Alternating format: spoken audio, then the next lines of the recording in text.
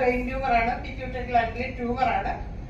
കണ്ണിലേക്കുള്ള blood circulation പോയി എന്നും അത് ഈ ചെവിയുടെ ഇവിടെ വരെ ഓപ്പൺ സർജറിയെ മെഡിക്കൽ കോളേജിൽ ചെയ്യുള്ളൂ എന്ന് പറഞ്ഞിട്ട് അപ്പൊ തന്നെ അവിടുന്ന് കിട്ടിയ ചീട്ട് ചുരുട്ടി പിടിച്ചോണ്ട് എന്റെ മോള് നേരെ വന്ന് കാറിൽ കയറി മെഡിക്കൽ ട്രസ്റ്റിൽ വന്നു.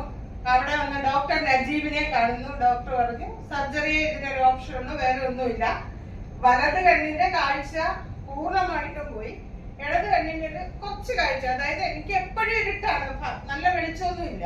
നടക്കുമ്പോൾ തന്നെ ആരെങ്കിലും പിടിച്ചാൽ മാത്രമേ നടക്കാൻ പറ്റുള്ളൂ. അത്രത്തെ ഒരു അവസ്ഥയിലേക്ക് ഞാൻ എത്തി.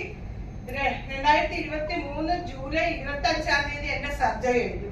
സർജറി കഴിഞ്ഞ് പിറ്റേ ദിവസം ഈ മൂക്കിൽ കൂടെയാണ് സർജറി ചെയ്ത, മൂക്കൊക്കെ കെട്ടിവെച്ചാൽ പിറ്റേ ദിവസം ഐസിയുന്നൊക്കെ മാറ്റി 3-ാമത്തെ ദിവസമാണ് എന്നെ കണ്ണ് ടെസ്റ്റ് ചെയ്തപ്പോ വലത് കണ്ണിന്റെ കാഴ്ച കിട്ടത്തില്ല.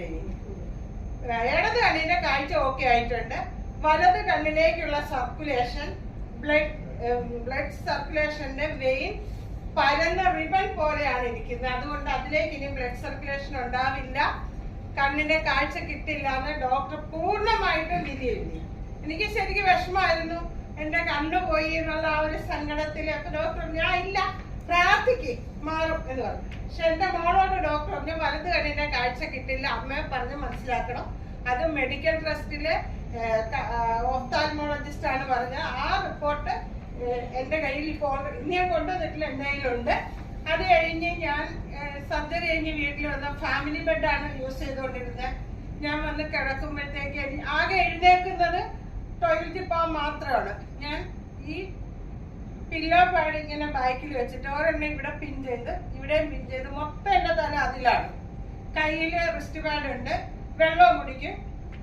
ഒരു 3 മാസത്തിന് ശേഷം എന്റെ കണ്ണ് ടെസ്റ്റ് ചെയ്തപ്പോ ഒരു ചെറിയ മാറ്റമൊക്കെ ഉണ്ട്, വലിയ മാറ്റമില്ല. ഇടത് കണ്ണ് നന്നായിട്ട് കാണാം, വലത് കണ്ണ് ചെറിയ മാറ്റമുള്ളൂ.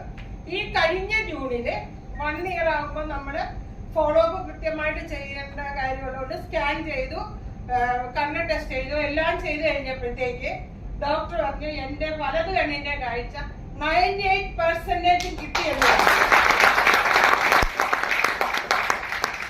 അതുപോലെ തന്നെ ഞാൻ എപ്പോഴും ആരെങ്കിലും ഒരു സ്പ്രേ അടിച്ചിട്ടുണ്ടെങ്കിൽ വൈകുന്നേരം ആകുമ്പോൾ എനിക്ക് ശ്വാസം മുട്ടലായിരുന്നു.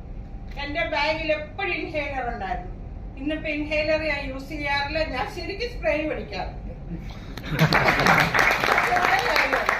അങ്ങനെ ഞാൻ നടക്കുന്നതാണ്. അപ്പൊ എന്റെ കണ്ണിന്റെ കാഴ്ച കിട്ടിയതും എന്റെ ശ്വാസമുട്ടല് മാറിയതും ഈ e-biotoriumത്തിന്റെ മാഗ്നറ്റിക് തെറാപ്പി കൊണ്ട് മാത്രമാണ്. ഞാൻ ഈ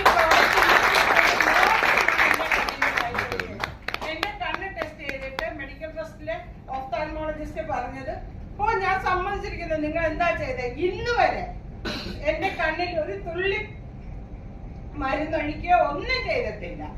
എല്ലാം ഈ പ്രോഡക്റ്റിന്റെ എഫക്റ്റ് മാത്രമാണ്. ഇപ്പൊ ഈ കേൾക്കുന്ന പലരും ഈ ബയോട്ടോറിയം കേട്ടു പോകും, ആ പ്രോഡക്റ്റിനൊന്നും അത്രയ്ക്ക് മഹത്വമില്ല എന്ന് ചിന്തിച്ചു പോകുന്ന എല്ലാവരോടും എനിക്ക് ഒറ്റ കാര്യം പറയാനുള്ളത്, ഈ പ്രോഡക്റ്റ് സത്യസന്ധമായിട്ട് ഇത് പറയുന്നത് പോലെ നമ്മൾ യൂസ് ചെയ്താൽ, കൃത്യമായി വെള്ളം കുടിക്കുക, അത് യൂസ് ചെയ്യുകയും ചെയ്യാം, 100% റിസൾട്ട് ഉണ്ട്. ദൈവത്തിന്റെ വരദാനാണ്. നല്ല രീതിയിൽ പ്രോഡക്റ്റ് ഉപയോഗിക്കാം. അതുപോലെ ഈ ഓപ്പർച്യൂണിറ്റി യൂസ് ചെയ്താൽ നമുക്ക് രക്ഷപ്പെടാൻ പറ്റുന്ന ഒരു കാര്യമാണ്.